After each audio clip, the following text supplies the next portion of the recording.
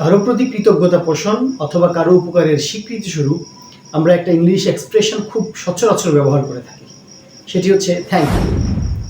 এই thank you এক্সপ্রেশনটা আরও বিভিন্নভাবে ব্যবহার করা যায়, যার মধ্য দিয়ে এই এক্সপ্রেশনটার অর্থ আরও বেশি গভীর করে তোলা যায়। চলুন আজকের এই ভিডিওতে ডিফারেন্ট ওয়েতে আমরা থ্যাংক ইউ বলার প্রক্রিয়াটা শিখি।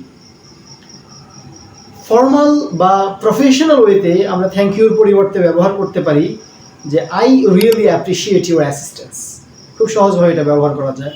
অথবা I am so grateful to you, অথবা বলা যায় please accept my sincere gratitude. অন্যদিকে ফ্রেন্ডলি বিহেভিয়ারের জন্য অথবা ক্যাজুয়ালি আমরা থ্যাংক ইউর পরিবর্তে বলতে পারি থ্যাংকস আ লট, অথবা thanks a Tom, thanks a million, এভাবে ব্যবহার করতে পারি।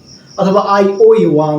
আরও একটা কমন এক্সপ্রেশন আছে যেটাকে বলা যায় you are a life saver. So আমরা আমাদের দৈনন্দিন জীবনে বলার ক্ষেত্রে, লেখার ক্ষেত্রে থ্যাংক ইউর পরিবর্তে এই এক্সপ্রেশনগুলো ব্যবহার করে ইংলিশকে আরও প্রাঞ্জলভাবে উপস্থাপন করার প্রক্রিয়া অনুসরণ করব। Thanks Tom.